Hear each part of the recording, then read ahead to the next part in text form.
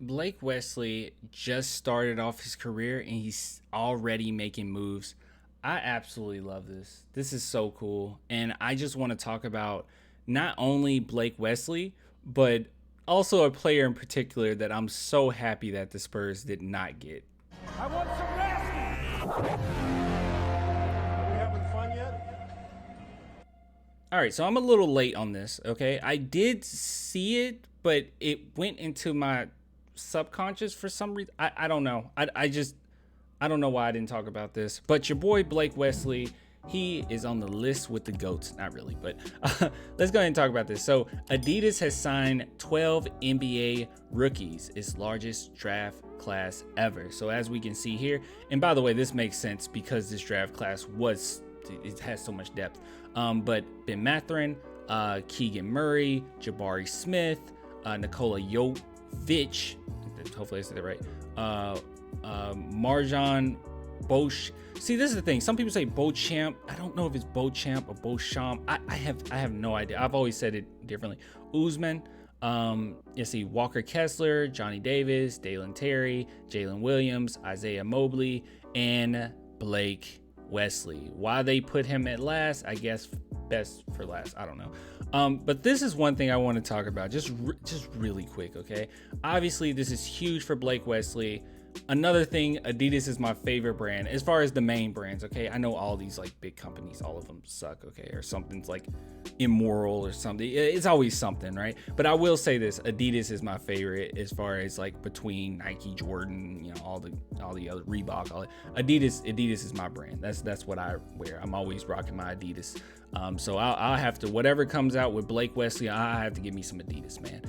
But let me talk about this, okay? Now there's one player on this list in particular that I really didn't want the Spurs to get. Okay, I really didn't want them to get, and I was so happy that we didn't get him, nor did we have a chance to even think about it.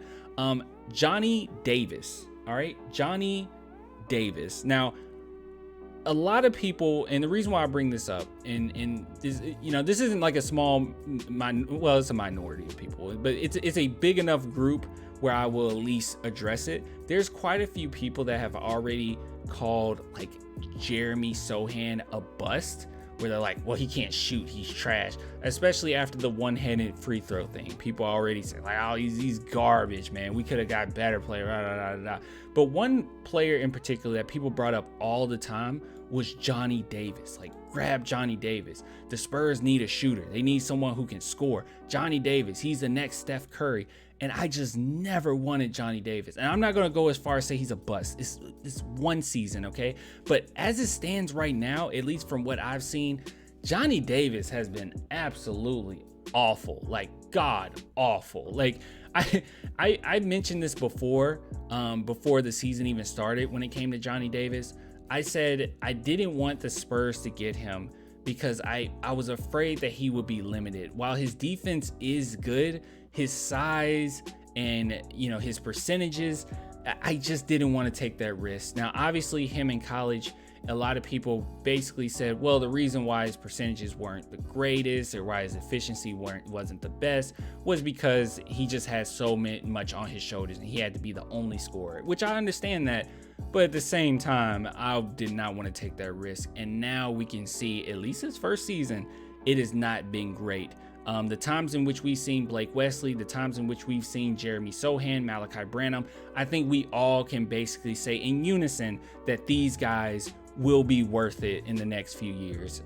You know, unless there's some weird injuries or something like that, they've already shown, even in their short periods of time, that there's something there. But Johnny Davis, man, ever since that Taco Bell commercial, he has not been the same. That was a low blow. That was trash. I shouldn't have did that. All right, so let's go ahead and look at this. So this is him during the season, which he has not played a ton of regular season games. So they didn't put him out there much, but let's be real, it's because he wasn't ready. So I'm not going to necessarily like harp on these or anything, but I went to look at the G League just to glance at it, and I also watched some of the highlights there. He has not been good even in the G League, man. As we can see here, 2022, 2023, he's averaging 25 minutes per game, 11.8 points per game, 40% field goal percentage, which isn't terrible. 36% 3-point percentage. That's pretty decent, actually. 78% free throw percentage. 4 rebounds, 2 assists, 1 steal, and blah, blah, blah, blah, blah. But this is nowhere near where you expect a player caliber of Johnny Davis, a scorer like he is, to only be averaging about 12 points per game in the G League. Now, if I'm missing something, please let me know. If I'm missing something, I will be quick to say, hey, I was wrong. I didn't know, I made a mistake. But as far as what I've seen, that's just the legit situation right now. And that is not great for a player of his stature. Another thing too, just to throw out there, the G League is made for guards. The G League is perfect for guards. It tailors to guards. That's really a league for guards to really showcase what they can do. Guards typically get a lot of opportunity to put up shots, and as you can see here, his field goal attempts per game about 11.